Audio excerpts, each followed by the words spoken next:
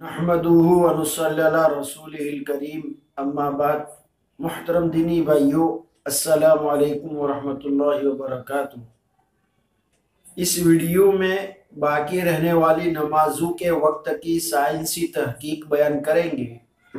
اس سے پہلے والی ویڈیو میں فجر اور ظہر کی نماز کے وقت کی سائنسی تحقیق بتائی گئی ہے۔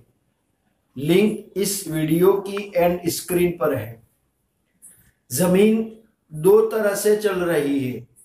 ایک محوری کہ اپنے محور کے گرد 24 گھنٹے میں چکر پورا کرتی ہے، جس سے دن رات بنتے ہیں، اور دوسری طولانی 365 دن میں سورج کے گرد چکر لگاتی ہے، جن سے مختلف موسم ظہور میں آتے ہیں۔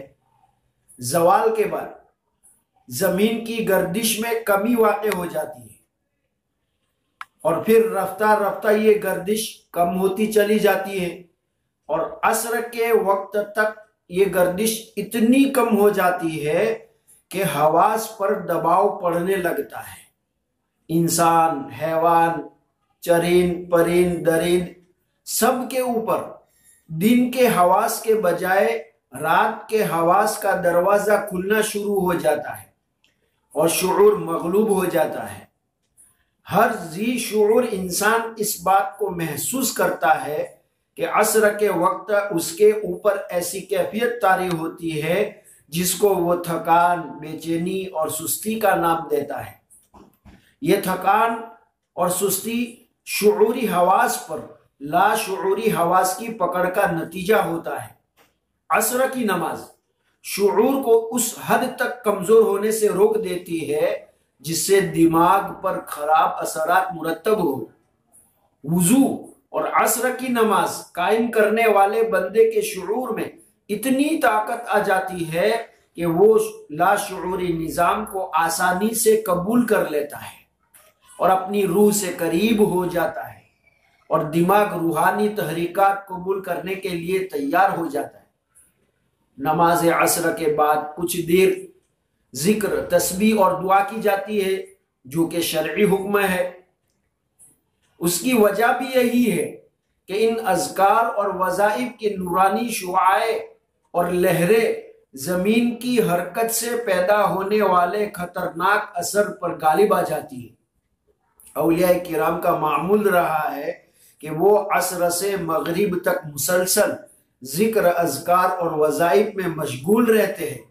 اس کی سائنسی وجہ یہی ہے کہ زمین کی گردش محوری اور طولانی کے اثرات سے وہ حضرات ذکر و اذکار کے ذریعے محفوظ رہتے تھے۔ آدمی بالفعل اس بات کا شکر ادا کرتا ہے کہ اللہ تعالیٰ نے رزق عطا فرمایا ہے، اور کاروبار سے اس کی اور اس کے بچوں کی ضروریات پوری ہوتی ہے، تو شکر کے جذبات سے وہ خوش اور پرکیف ہو جاتا ہے۔ پھر جب وہ اپنے گھر والوں سے پرسکون ذہن کے ساتھ گفتگو کرتا ہے تو اس کے اندر کی لہریں بچوں میں براہ راست منتقل ہوتی ہے، جس سے اولاد کے دل میں ماں باپ کا احترام اور وقار قائم ہوتا ہے، کیونکہ بچے غیر ارادی طور پر ماں باپ کی عادات کو تیزی کے ساتھ اپنے اندر جذب کرتے ہیں۔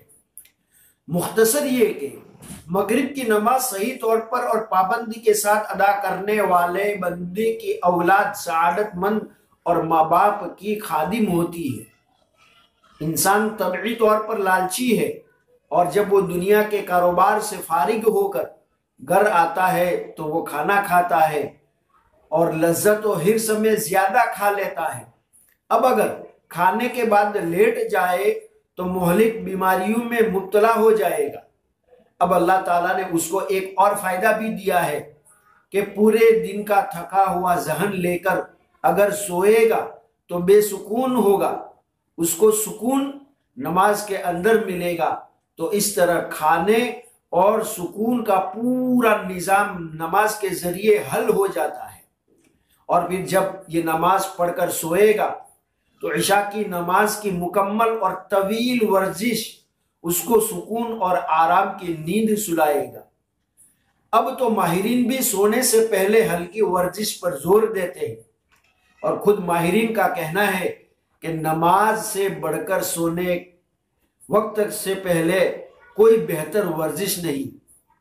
تہجد کی نماز ایک مسلمان کے لیے دینی اہمیت کی حامل ہے، ساتھ ہی ساتھ کچھ دنیاوی فائدے بھی حاصل ہوتے ہیں، جیسے تہجد کی نماز بے سکونی اور نیند کی کمی کا علاج ہے، دل کے امراض کے لیے تریاق اعظم ہے، اعصابی کھچاؤ اور جکڑاؤ کے لیے مفید ہے، دماغی امراض خاص طور پر پاگل پن کی خطرناک کیفیت کے لیے آخری علاج ہے، نگاہوں میں خاص طور پر جن کو دو چیزیں نظر آتی ہو ان کا علاج ہے۔ تہجد کی نماز انسانی جسم میں نشاط، چستی، فرحت اور غیر معمولی طاقت پیدا کرتی ہے جو اس کو پورے دن حشاش و بشاش رکھتی ہے۔